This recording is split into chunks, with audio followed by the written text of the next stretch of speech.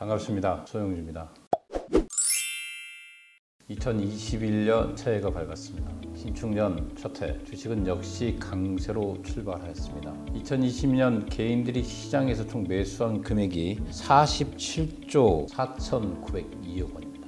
새해 첫날 주식장을 연 1월 4일 날 개인들은 1조 316억 원을 순매수했습니다. 반대로 기관은 1조 1,897억 원을 팔았습니다. 시장은 2,944포인트까지 상승을 시켰습니다. 2,900선을 가볍게 뚫고 3,000포인트 고지가 바로 눈앞에 있습니다. 이거 바로 개인들의 힘입니다. 앞서 말한 대로 전년도에 개인들은 47조 원에 가까운 주식을 순매수했습니다. 또한 이런 개인들의 힘은 장외 주식 시장에 있는 공모주 주식에 총 58조 원 넘는 금액을 청약금으로 집어넣습니다. 이제 개인은 외국인, 기관 이 3대 축으로서 자리를 잡았습니다. 전방에 있는 개인들이 아니라 시장을 주도하고 시장을 선도하는 집단이 되었다는 것이죠. 여러 말들이 있습니다. 기본적으로 전년도에 봤을 때 1년 동안 가장 많은 수익을 올린 게 바로 주식입니다. 부동산이 아닙니다. 평균 수익 30%를 기록했습니다. 개인들에게는 지금 현재 초저금리 상태에서 또 부동산 규제의 상태가 지속되면서 이런 불안 심리가 팽배한 상태에서 돈을 벌기 위해서는 주식이 그래도 가장 안전하면서도 가장 높은 수익을 기록할 수 있다는 것을 보여준 모양입니다. 2021년 1월 4일 첫 장부터 1조 원이 넘는 금액을 순매수했다는 것은 그만큼 개인들이 시장의 전망치를 좋게 보고 있다는 것입니다. 여러 지수들이 위험시를 보내고 있는 건 사실입니다. 그러나 이 비상장 주식, 장외 주식에서도 이 개인들의 형태는 지속적으로 유입되면서 2020년 처음으로 비상장 주식의 합법적인 거래 형태인 KOT 시장이 거래대금 1조를 돌파했습니다. 현재 KOT 시장의 시가총액이 17조 원을 돌파할 정도로 개인들이 대거 유입되면서 시장은 점점 파이가 커지고 있습니다. 이 장외 주식이 이 정도로 파이가 커지고 있는데 상장되어 있는 거래소 코스닥의 유동성 자금은 넘치도록 들어오고 있다고 합니다. 기본적으로 한쪽에서는 걱정과 우려를 하고 있습니다. 올해 최대의 인플레이션이 몰려온다는 말도 있습니다. 그동안 돈들을 너무 많이 찍어냈죠. 물가 상승을 이끌기에 충분한 자금들이 너무 많이 나와 있고 이 자금들로 인해서 급격한 인플레이션이 올 수도 있다. 이런 우려를 하고 있습니다. 특히 주식과 비트코인 2020년 동안 상당히 강풍이 불었습니다. 특히 비트코인은 3배 이상 급등을 했습니다. 3만 달러 시대를 이미 열었습니다. 이런 강풍 속에서 월가에서는 지속적으로 경고음을 보내고 있습니다. 기본적으로 인플레이션의 시작을 알리는 것이다. 이런 말도 있습니다. 미 상반기 물가 상승률을 2.5%까지 전망하기도 했습니다. 그러나 이런 버블들은 순간에 꺼지지는 않을 거라는 말이 더 우세합니다.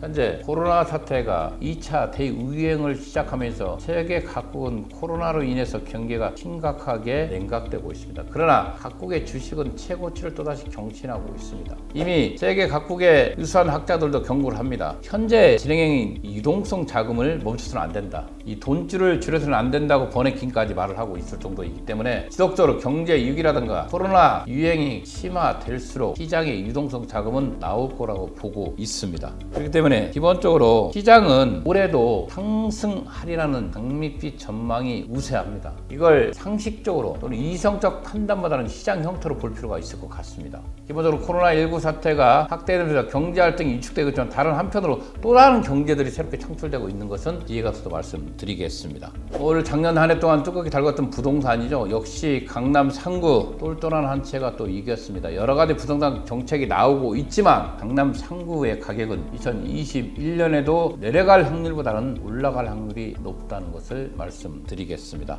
또한 개인들의 미국 주식 사랑은 2021년에도 지속될 거라고 보고 있습니다. 국내 주식보다는 해외 주식에 대한 눈을 돌리는 서학개미들이 늘면서 투자의 형태가 글로벌화되고 있죠. 이미 작년도 2020년도에 21조 원을 해외 주식을 사들였습니다. 아마 이들의 형태는 올해에도 지속될 거로 보고 있고 현재 보시면 미국에 거의 다 쏠려 있습니다. 그 다음에 중국, 홍콩, 일본, 유럽, 기타 지역으로 해외 주식을 사들이고 있습니다. 가장 많이 보유한 주식은 테슬라, 애플, 아마존 이런 종목들입니다. 이런 우량한 종목들을 국내 주식보다는 해외 주식으로서 눈을 돌리는 서학개미이 늘고 있다. 이 뜻은 안전한 자산을 금이나 다른 것이 아니라 바로 주식으로 봤다는 것입니다. 강대국, 특히 미국의 주식을 편입하면서 좀 더 안전한 자산 형태로 이동한다. 이런 모습을 보여주고 있습니다. 코로나19 사태는 여러 가지를 변하게 했습니다. 모 증권사에서 코로나19로 인한 업종별 매출 증감을 한번 분석해 봤습니다. 여러분들 카드 사용을 보고 분석을 했겠죠. 기본적으로 교통수단으로서는 퍼스널 모빌리티 강세가 컸고요. 특히 코로나에도 에덴차의 성장은 급격히 성장을 했습니다. 교육부처는 유일하게 언택트 관련된 온라인 교육 사업이 급격히 팽창을 했습니다. 그 다음에 건강기능식품에 관심이 증가되기도 하였습니다. 기본적으로 생활 필수품이죠. 코로나로 인해서 밖에 나다니지 않기 때문에 사람들이 화장품 업체 매출을 감소했습니다. 그 여타 배달업이라는 있는 엄청나게 증가했죠. 주거 환경으로서 기본적으로 집에서 보내는 시간이 많아져서 이 가전제품, 집에서 사용하는 이런 가전제품의 매출이 급증을 했습니다. 내재문화 상당히 줄었겠죠. 기본적으로 우리가 알고 있는 관광지 상당히 어려웠습니다. 다중이용시설은 정말로 코로나의 직격탄을 맞았습니다. 코로나19 사태가 진정될 때까지 앞으로 지속적으로 하락할 거라고 보고 있습니다. 그다음 주점, 술이죠. 홈술, 집에서 먹는 트렌드가 늘고 있습니다. 그래서 와인 판매량이 사상 최고치를 기록했다는 것도 나와 있습니다. 쇼핑 형태가 홈쇼핑이라든가 또는 쿠팡, 이커머스 시장이 2020년 대전환을 맞았습니다. 가까운 유통 채널 매출이 증가했고 비대면은 성장하면서 대면은 감소하는 추세를 보였습니다. 감소폭이 둔화되고 있는 의료 쇼핑도 마찬가지입니다. 쪽으로 우리가 알고 있는 무신사라든가 지그재그 이런 업종들이 2020년도에 대박을 맞이했습니다.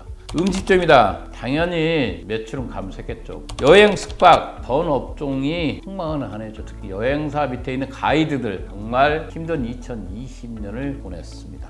A식업 마찬가지입니다. 집에 나가지 않는 상태에서 A식업 업종이 급격히 후퇴하였습니다. 의료 또한 마찬가지입니다. 기본적으로 감기라든가 잔병이 많이 없었다고 합니다. 국내에 있는 의원들이 상당히 코로나19의 직격탄을 맞고 있습니다. 또는 안과, 동물병원 또는 피부과 이런 것들은 반대로 하락을 받았다고 합니다. 코로나19 사태는 2020년대 우리의 새로운 소비 문화의 변화를 시켰습니다. 그동안 가까이 있는 친구들이 상당히 모임이 잦았습니다. 그러나 이 친구들 간에도 거리를 두기 시작했습니다. 이 사회적 거리두기 이전에 서로를 배려하면서 이 코로나19 사태가 진정되기를 간절히 바라고 있습니다. 그러나 하루빨리 백신의 안정성을 확보한 상태에서 백신이 보급되면서 코로나19 사태가 진정되면 그동안 소비가 위축됐던 대형 레저라든가 또는 숙박 이런 것에서는 또다시 제2차 상승기를 맞을 가능성이 있기 때문에 이런 종목들도 눈여볼 필요가 있겠습니다. 2020년 장애 주식을 가장 빛낸 것이 바로 공모주 주식이었습니다.